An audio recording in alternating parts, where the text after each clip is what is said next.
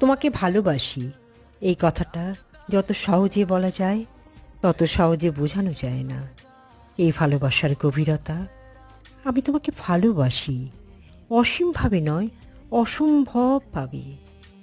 যেখানে কোনো শর্ত নেই, নেই কোনো হিসাব নিকেশ। তুমি কেমন থাকো, কোথায় থাকো তা জানার চেয়ে বড় সত্য হলো তুমি আমার ভেতরে আছো, নিঃশ্বাসে মিশে।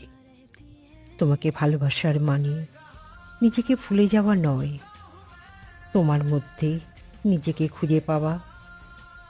এই ভালোবাসা বলে বোঝানো যায় না, শুধু অনুভবে টের পাওয়া যায়।